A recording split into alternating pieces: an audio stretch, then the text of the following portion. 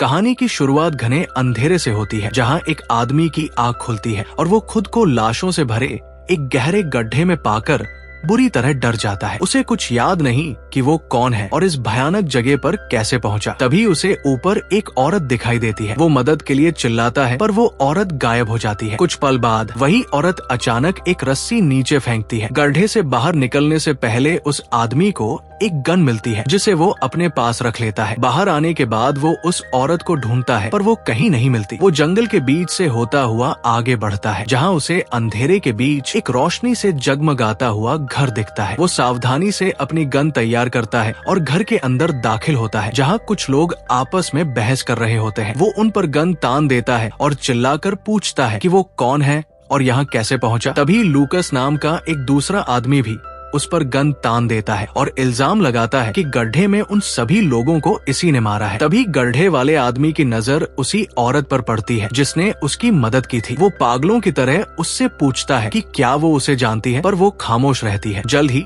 ये साफ हो जाता है कि यहाँ मौजूद किसी भी इंसान को अपनी पहचान याद नहीं और ना ही पिछला कुछ याद है। उन्हें कुछ आईडी कार्ड्स मिलते हैं, जिससे उन्हें अपने नाम पता चलते हैं, माइकल, शेरन, नेथन और लूकस। लेकिन उस आदमी की आईडी कहीं नहीं मिलती जो गड्ढे में जागा था, इसलिए वो उसे जॉन बुलाने का फैसला करते हैं। वो चाइनीज औरत सबको ऐसे देख रही है जैसे वो उन्हें जानती हो, पर वो बोल नहीं सकती और इंग्लिश भी नहीं समझती। ग्रुप को पता चलता है कि उनके पास कार की चाबियां तो है, पर आसपास कोई गाड़ी नहीं है। इसी बीच वो गूंगी औरत कुछ लिखकर समझाने की कोशिश करती है, पर कोई उसकी लिखावट समझ नहीं पाता। जब वो लूकस के पास जाती है तो उसे अपने हाथ पर कुछ अजीब निशान दिखाती है और हैरान करने वाली बात यह है कि वही निशान लूकस के हाथ पर भी है। तभी जॉन सबको फ्रिज के पास बुलाता है, जहां एक कैलेंडर पर 18 तारीख मार्क की गई है, जो कि परसों का दिन है। वो गुस्से में उस औरत से पूछता है कि उस दिन क्या होने वाला है, पर वो समझा नहीं पाती। बाद में उन्हें घर में हथियारों से भरा एक कमरा मिलता है, जिसे देख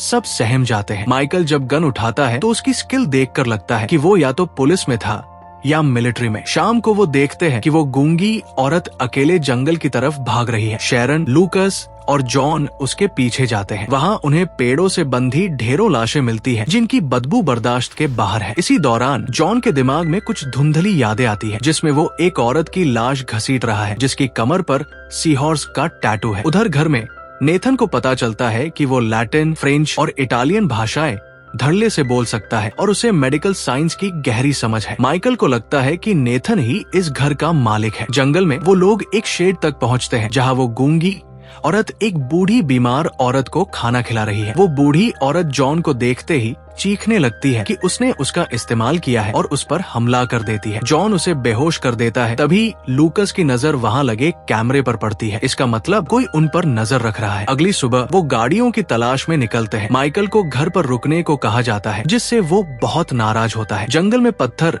फेंकते वक्त नेथन को झाड़ियों से लोहे के खड़कने की आवाज आती है। वहाँ उन्हें गाड़ियाँ मिल जाती है, जिससे उनके मन में उम्मीद जागती है। वहीं दूसरी और केबिन में माइकल उस गूंगी औरत से कहता है कि उसे उनके बीच एक गहरा कनेक्शन महसूस होता है, शायद वे कपल थे। तभी दूर से एक चीख सुनाई देती है। माइकल बाहर जाकर देखता है कि एक बीमार आदमी तार में फंसा है। जैसे ही माइकल उसकी मदद करने जाता है, वो आदमी माइकल पर हमला कर देता है और तारों से उसकी गर्दन रेत देता है। इधर ग्रुप को गाड़ियों में एक फोटो मिलती है, जिसमें जॉन को छोड़कर बाकी सब साथ है। लूकस को जॉन पर शक होने लगता है। तभी वो गूंगी औरत भागती हुई आती है और उन्हें घायल माइकल के पास ले जाती है। माइकल दम तोड़ देता है, जिसे देख वो गूंगी औरत बुरी तरह टूट जाती है। गुस्से में जॉन उस आदमी को गोली मार देता है जिसने माइकल को मारा है। इस धमाके से जॉन को याद आता है कि उसने पहले भी ऐसे ज़ोंबी जैसे दिखने वाले लोगों को मारा है। जॉन और शेरन मदद के लिए गाड़ी लेकर निकलते हैं और एक सुनसान बिल्डिंग में पहुंचते हैं। वहां एक बच्चा उन्हें देखकर डर जाता है। जॉन जब उससे बात करने की कोशिश करता है तो बच्चा उसे उसके असली नाम जोना से बुलाता है और कहता है, कल वो आ रहे हैं, यहाँ से चले जाओ। जोना हैरान रह जाता है कि ये बच्चा उसका नाम कैसे जानता है। वापस घर पर लूकस को तेज सिर दर्द होता है और उसे याद आता है कि वो उस गूंगी औरत को जानता है। वो हिंसक होने लगता है, पर नेथन उसे रोक लेता है। नेथन को लगता है कि लूकस किसी बीमारी से इन्फेक्टेड है। वो गूंगी औरत नेथन को उस शेड में ले जाती है, पर वो बूढ़ी औरत वहाँ से गायब है। नेथन को वहाँ गिरे एक चश्मे को पहनते ही अपनी पुरानी बातें याद आने लगती है। लूकस घर के नीचे एक तहखाना ढूंढ लेता है जो असल में एक लैब है। वहाँ कंप्यूटर, लैब इंस्ट्रूमेंट और जार में तैरते हुए दिमाग है। सीसीटीवी फुटेज देखने पर लूकस के होश उड़ जाते हैं। वो देखता है कि जॉन ही उन सब पर एक्सपेरिमेंट कर रहा था। जॉन ने ही उन्हें वैक्सीन दी थी जिसका साइड इफेक्ट याददाश्त चले जाना था। जॉन और शेरन वापस लौट रहे होते हैं कि तभी उन पर इन्फेक्टेड लोग कुल्हाड़ियों से हमला कर देते हैं। वो देखते हैं कि पेड़ों पर लटकी लाशें असल में इन्फेक्टेड लोगों को डराने के लिए इस्तेमाल की गई है। घर पहुंचते ही लूकस जॉन पर टूट पड़ता है और उसे सच बताकर बेहोश कर देता है। वो जॉन को उसी लाशों वाले गड्ढे में फेंक आता है। गड्ढे में जॉन को वो सीहॉर्स टैटू वाली लाश दिखती है और उसकी पूरी याददाश्त वापस आ जाती है। घर पर लूकस पागलपन की हद पार कर देता है और गूंगी औरत के साथ जबरदस्ती करने की कोशिश करता है। शेरन उसे गोली मारती है और लूकस जंगल में भाग जाता है। वो गूंगी औरत फिर से जॉन को गड्ढे से निकालती है। जॉन को एहसास होता है कि कल कुछ बड़ा होने वाला है। वो उस बच्चे के पास जाता है पर बच्चा और उसका परिवार भाग रहे होते हैं। बच्चे की दादी जॉन को कोसती है कि उसकी सुइयों ने उनके परिवार को बर्बाद कर दिया। जॉन को गाड़ी में वैक्सीन की शीशियां और अपनी और शेरन की फोटो मिलती है। वो दोनों सच में कपल थे। तभी लूकस अपनी गाड़ी से जॉन को टक्कर मारता है। जॉन को याद आता है कि वो कोई कातिल नहीं बल्कि एक डॉक्टर था जो वायरस का इलाज ढूंढ रहा था। हाथापाई में जॉन के हाथों लूकस की मौत हो जाती है। मरते वक्त लूकस को याद आता है कि वो दोनों दोस्त थे। जॉन को सब याद आ चुका है। वो सीहॉर्स टैटू वाली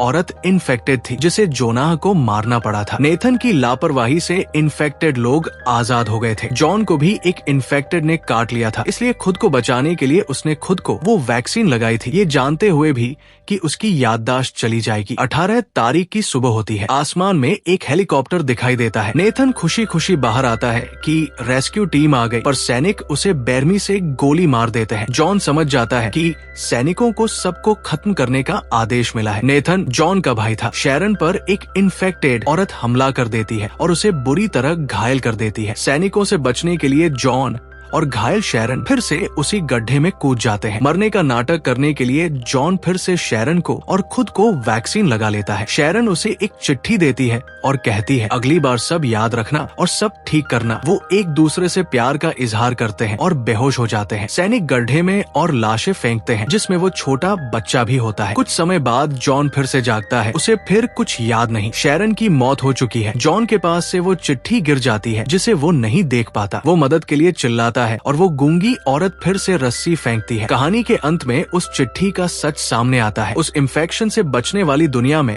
सिर्फ वो गूंगी औरत ही इकलौती ऐसी इंसान है जिसके अंदर इस बीमारी से लड़ने की इम्यूनिटी है। वो मानवता की आखिरी उम्मीद है और जॉन को उसे हर हाल में बचाना था। लेकिन जॉन को ये याद नहीं है और उसे ये पूरी पहेली फिर से सुलझानी होगी। फिल्म का अंत तब होता है जब जॉन और वो औरत गड्ढे के किनारे खड़े होकर हजारों लाशों के ढेर को देखते हैं। इसी के साथ ये फिल्म यहीं पर खत्म हो जाती है।